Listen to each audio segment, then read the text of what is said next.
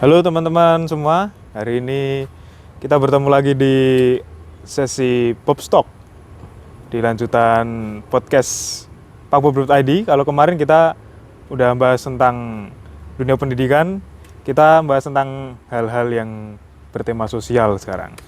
Nah, hari ini saya ditemani dengan Mas Benny. Ya.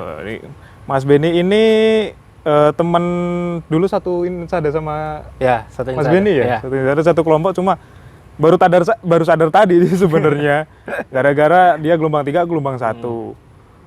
Nah, Mas Benny ini aslinya dari? Saya asli NTT.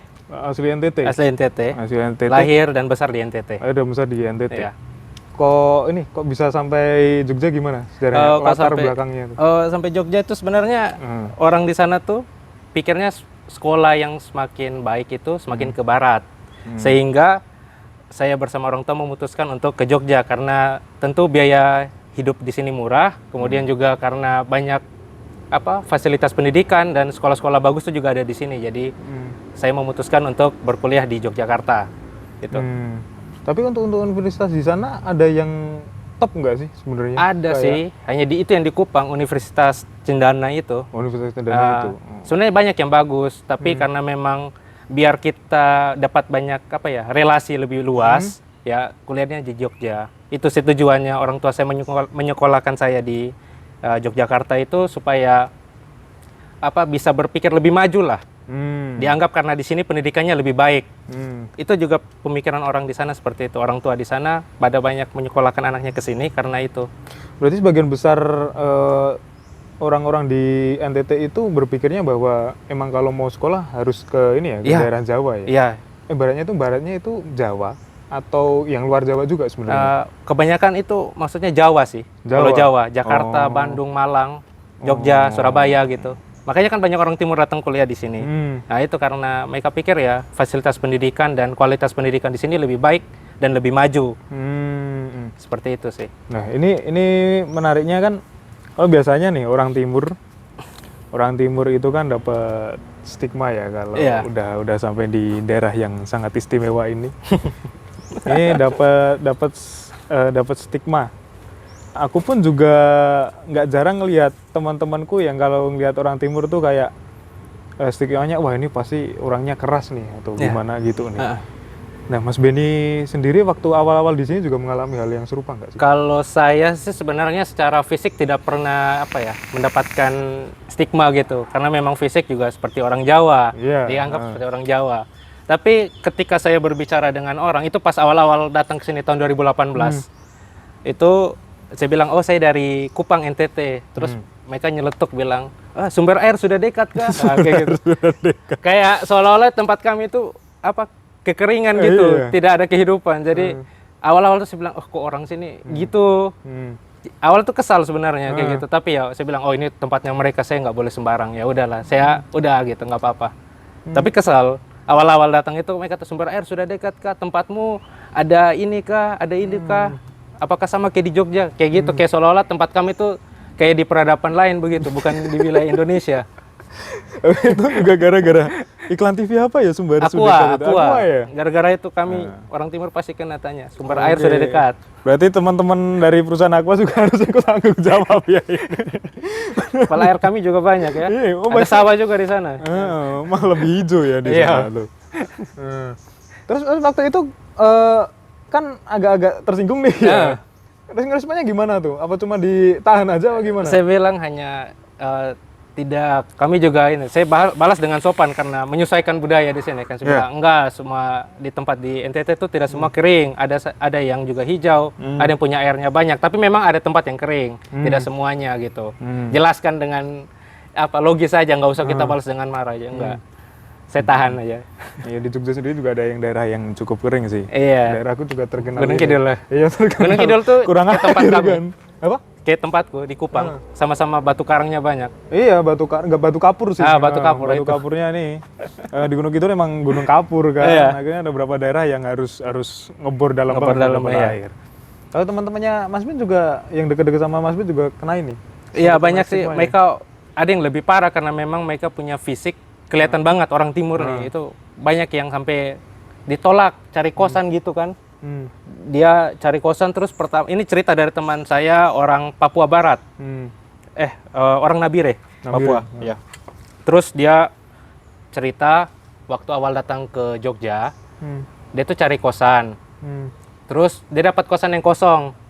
Terus dia tanya ke pemilik kosannya, terus pemiliknya bilang gini, tanya KTP-nya dari mana, dia tunjukin KTP-nya orang Papua, terus dia bilang kosannya penuh. Dan dia tuh cari seharian nggak dapat, akhirnya pas udah tengah malam gitu baru dia cari dapat satu kosan. Susah dia bilang awal-awal datang ke Jogja itu karena orang anggap orang timur itu kalau di kosan tuh buat kacau.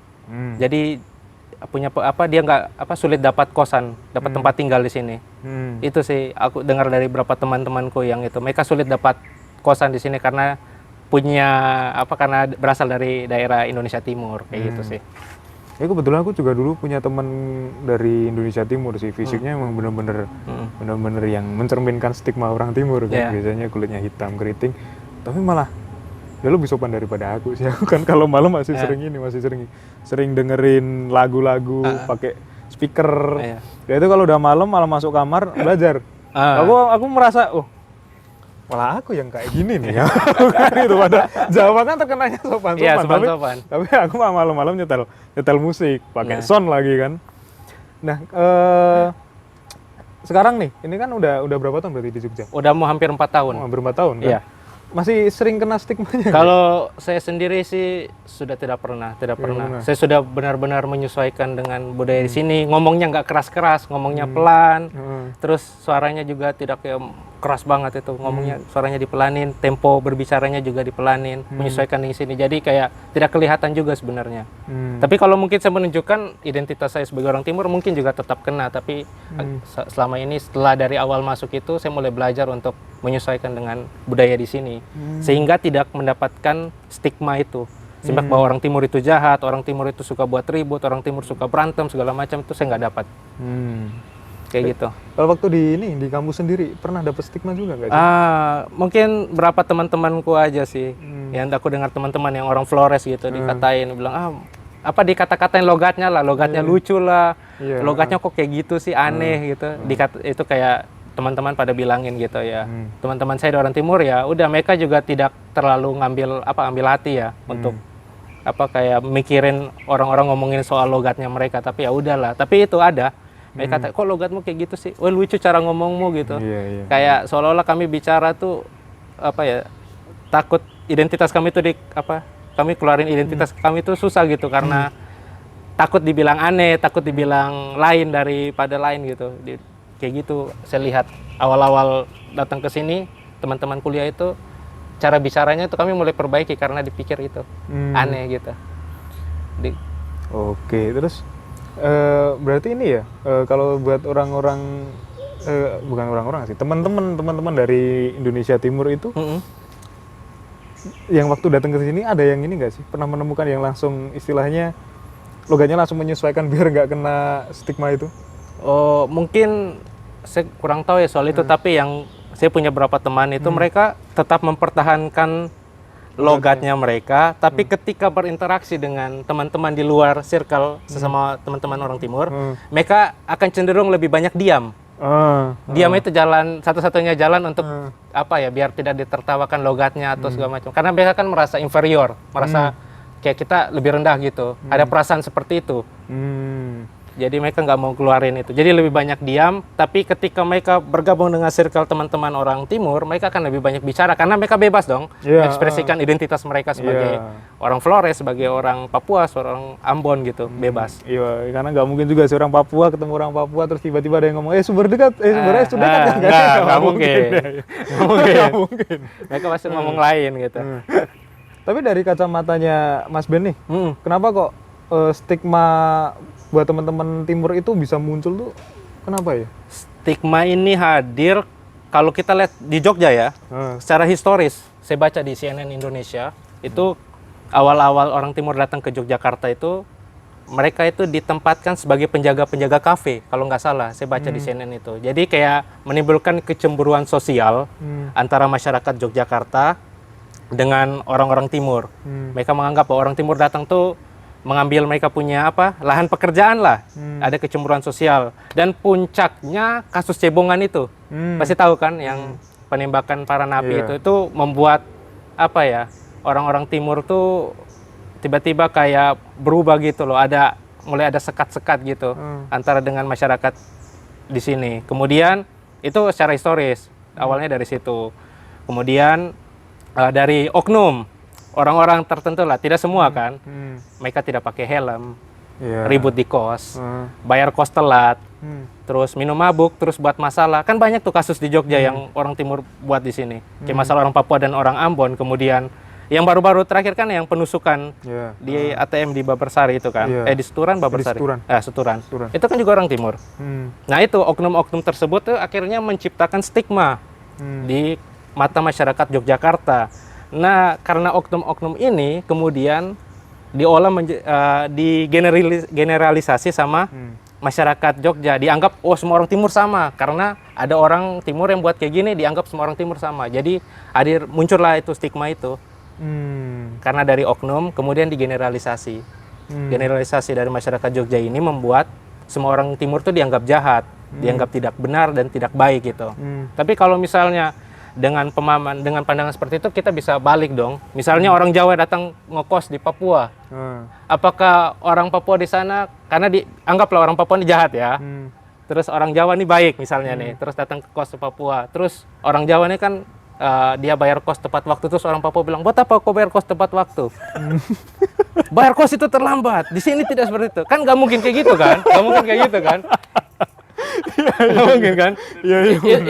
Itu saya ambil dari joknya si Mamat Al-Katiri. Ya, dia pernah bilang kayak gitu. Kan nggak mungkin kan orang Jawa sana di sini sopan-sopan sampai sana bayar kos tepat waktu dia dimarahin gitu. Kenapa diam-diam? Kenapa nggak ribut? Di sini harus ribut. Nah, kan nggak mungkin gitu. Itu kan hanya segelintir. Nah, itu yang menurut saya perlu ada perbaikan. Harus ada dialog sebenarnya. Kita harus ada dialog di masyarakat itu harus ada sebenarnya. Tapi kalau kita hanya diam-diam, ya pasti akan ada stigma. Orang timur pasti ada stigma dengan orang Jawa. Sebaliknya juga orang Jawa juga itu pasti ada. Bukan hanya soal orang timur yang dapat stigma dari orang Jawa, tapi orang Jawa orang timur juga bisa memberikan stigma kepada orang Jawa. Karena ada perbedaan, ada sekat-sekat sebenarnya. Iya. Tapi kan ini ya, munculnya oknum-oknum itu kan bukan for no reason atau tanpa ini ya, tanpa alasan, tanpa sebuah sebuah sebabnya. Kenapa kok di sini itu orang-orang oknum-oknum ya, orang timur itu sering berkelakuan seperti itu? Apakah ada sebab atau latar belakangnya nggak sih? Kalau karena faktor pendidikan yang berbeda dengan. Kalau menurut saya bagaimana? Itu culture shock. Culture shock. Mereka datang, anggaplah mereka tuh dari kampung, nggak pernah lihat kota besar, terus tiba-tiba datang ke sini, kaget.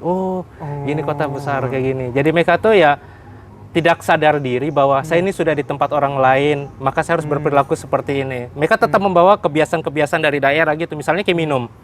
Minum itu kan di sana wajar kan orang minum, tapi di sini kan mungkin anak-anak muda minum, tapi terselubung lah. Di sana kan terang-terangan kita minum ya biasa gitu. Sebagai bentuk kalau di sana kan bentuk keakraban segala macam kan. Jadi nggak masalah gitu, tapi dibawa ke sini semuanya. Terus putar musik itu. Kan di sana kan wajar orang mau nyanyi sampai tengah malam, mau pesta sampai pagi nggak masalah. Tapi dibawa ke sini. Akhirnya kan ada benturan budaya antara masyarakat sini yang tidak punya budaya itu, mereka bawa itu. Jadi akhirnya ada gesekan itu loh. Nah itu perbedaannya di situ. Orang sana, teman-teman dari timur itu tidak menyadari bahwa mereka tuh ada di mana gitu. Bawa budaya dari sana. Kayak mereka budaya minum, budaya musik, nyanyi sampai tengah malam gitu. Itu dibawa dari sana. Tapi kan belum tentu cocok dengan di sini kan. Nah itu yang jadi permasalahannya. Kalau ini sih, aku penasaran kan, karena aku sering ngelihat berapa tweet ya, tweet sama beberapa temanku juga yang merantau ke timur itu malah cukup nyaman di sana. Aku pengen tahu nih sebenarnya kalau di timur sendiri itu cara mereka menyikapi teman-teman yang dari Jawa itu gimana sih? Apakah senyaman yang teman-temanku ceritakan gitu loh? Kalau bisa dikatakan iya, kalau orang timur orang luar di sana itu disambut dengan baik sama orang-orang timur di sana, teman-teman itu di timur. Karena ya kami anggap di sana tuh orang tidak tidak membeda-bedakan kau dari mana gitu. Bahkan agama pun tidak dipermasalahkan, mau agama pun silakan datang. Selama kau tidak buat masalah gitu. Itu aja. Jadi mereka memang selama yang saya tahu, saya tinggal di Kupang NTT itu tidak ada permasalahan antara itu suku-suku gitu, nggak ada. Nggak ada ya? Nggak ada memang. Orang sana memang tinggal nyaman karena masyarakat ya mereka sambut dengan baik gitu, nggak membeda-bedakan. Berarti kayak katanya si ini ya, Abdur Arsyad ya, yang dia kesini malah kaget tuh. Di sini kayak sekat-sekatnya tebel banget ya. Tebel banget di sini. Sekat agama itu di sini bisa tebel iya, banget. Makanya di timur enggak. Saya kaget di sini. Kenapa terima kos tapi agama tertentu? Itu aneh sekali. Terima kos pria agama ini. Itu aneh. Di sana tidak ada. Buat apa? Orang kos ya kos, cari uang tuh untuk semua orang, uangnya sama. Berarti udah nggak nonton itu ya, nggak nonton kamu agama apa? Tidak membeda-bedakan. Malah lebih tapi mungkin saya punya pendapat pribadi. Mungkin orang Jawa di sana juga takut buat masalah, mau kena pukul. mungkin ya, mungkin ada itu, ada mereka atau mungkin juga sifat orang Jawa yang sopan gitu, tahu tata krama, tahu di mana dia tinggal gitu, sehingga tidak ada masalah, tidak ada gesekan-gesekan. Nah, kebalikannya ketika orang timur yang datang ke sini, teman-teman dari timur datang ke sini, mereka itu tetap mempertahankan mereka punya sifat itu yang tidak sesuai dengan sikap atau budaya yang tidak sesuai dengan daerah sini. Makanya ada gesekan. Kebalikannya ketika orang yang merantau ke sana, mereka tuh mungkin punya budaya yang mungkin tidak sesuai dengan yang di sana, tapi mereka tidak keluarkan. Itu. Terus juga yang orang yang datang dari daerah lain ke daerah timur itu juga mereka yang sudah kerja, biasanya PNS yang udah kerja kantoran, terus mereka yang pedagang biasanya itu kan mereka kan fokusnya cari uang. Kalau di sini kan datang kan banyak mahasiswa, jadi banyak main-mainnya. Anak-anak muda yang datang ke sini. Beda kan? Di sana kan jarang anak muda dari Jawa datang ke sana untuk kuliah, kan tidak ada. Jadi yang datang ke sana kan orang-orang yang sudah mapan, yang sudah mau cari kerja, fokusnya cari uang. Jadi untuk masalah tidak ada. Jadi aman karena memang juga tidak ada gesekan budaya. Masyarakat timur juga menerima dengan terbuka, mau agamamu apa, budayamu apa, silakan datang tinggal di sini selama tidak buat masalah, kita saudara. Di sana kayak gitu.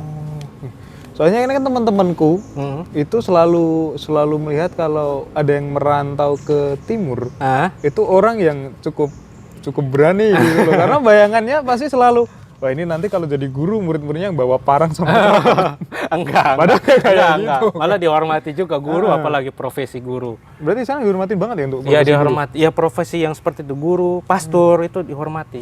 Karena dianggap kalian melakukan pekerjaan-pekerjaan mulia. Sehingga kayak dokter juga, tenaga medis lah, tenaga kesehatan itu dihormati sekali karena dianggap menyelamatkan banyak jiwa orang gitu loh. Menyelamatkan itu orang-orang di sana yang kesusahan. Jadi dihormati, tidak masalah kalau itu. Terus nih, berkaitan dengan stigma yang itu. Dari kacamata Mas Benny nih, kira-kira apakah ada solusi yang bisa kita lakukan biar stigmanya itu mulai? Mungkin kalau langsung hilang nggak mungkin ya? Iya, nggak mungkin. Ya setidaknya berkurang lah. Kalau menurut saya solusi yang paling nyata sebenarnya itu dialog budaya itu. Harus pemerintah menyediakan ruang-ruang untuk kita dapat berkomunikasi gitu loh. Dapat saling bertukar pikiran, saling bertukar budaya gitu. Kita bisa ngobrol dengan teman-teman dari timur dengan teman-teman di Jogja, bisa saling ngobrol, bilang oh ini kami punya budaya seperti ini. Terus yang teman-teman Jogja juga bilang budaya kami seperti ini. Ada dialog budaya. Ada forum lah untuk kita berkomunikasi biar tahu satu sama lain tuh kayak gimana. Biar nggak ada kayak pikiran yang stigma muncul itu padahal belum tentu. Itu kan stigma muncul kan juga karena kita kurang tahu. Ya, kurang tahu. Kenal. Ya kan? Tak kenal maka tak sayang toh. Kan. Nah, gitu. Terus kalau solusi selanjutnya ya mungkin dari teman-teman dari kami orang timur itu juga harus paham dengan budaya di sini. Kami juga harus menyesuaikan dengan budaya di Jogja misalnya. Seperti apa masyarakatnya, bagaimana mereka berkomunikasi, bagaimana tata krama di sini, adat istiadatnya seperti apa, itu harus disesuaikan. Jangan kita membawa budaya kita yang mungkin bertentangan di sini, akan ada gesekan. Pertama itu dari kami harus beradaptasi lah dengan situasi sosial masyarakat di sini. Terus ya masyarakat Jogja juga mungkin jangan digeneralisasi, itu yang penting. Jangan digeneralisasi, jangan dianggap oh semua orang timur jahat, semua orang timur telat bayar kos. Nanti itu makanya kan dianggap bayar kos, suka buat ribut, suka minum mabuk, pukul orang sembarang. Nah, itu kan Keliti bukan orang timur toh, Keliti kan juga pukul, itu bukan orang timur. Nah iya, jadi jangan sampai ada generalisasi lah. Mungkin nggak apa ya, kita nggak masalah kita punya pemikiran bahwa ada orang timur jahat, ada orang Jawa jahat, yang memang itu semua orang di setiap suku juga ada orang jahatnya, tidak semua. Nggak apa-apa, kita menyikapi perbedaan dengan ya mungkin dengan apa ya, dengan ringan aja, jangan berat-berat menyikapi perbedaan yang sampai membuat ada sekat-sekat gitu. Menyikapi dengan ringan saja. Kamu budayanya kayak gini, udah ditertawakan saja perbedaannya. Jangan sampai perbedaan itu kita buat sebagai tembok yang memisahkan antara kita kubu sini dan kubu sini. Sebenarnya saya juga kurang setuju ada istilah-istilah kayak gitu bagian orang timur dan orang itu, karena kita sama-sama orang Indonesia kok sebenarnya.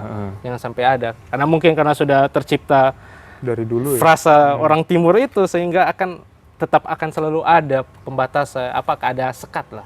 Oh mereka orang sini pantasan gitu. Misalnya kayak orang buat masalah kan, oh dia dari mana? Oh orang sini. Oh pantasan orang situ, soalnya mereka gitu. Itu kan akan tetap terus ada gitu. Mau tidak akan hilang, makanya itu harus ada dialog budaya. Kayak gitu. Tapi Mas Benny pernah istilahnya kayak mengadakan dialog budaya kecil-kecilan gitu? Dialog budaya setidaknya mengikuti lah. Kalau di sini biasanya dengan teman-teman ini saya mempertemukan lah, kita ngobrol bareng, ajak misalnya kayak duduk dengan teman-teman orang Jawa nih.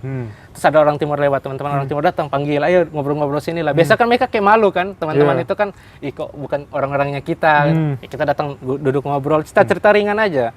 Dialog budaya kan bisa tercipta dari hal-hal yang sederhana. Misalnya kita cerita, gimana di tempatmu? Oh di sini kayak gini.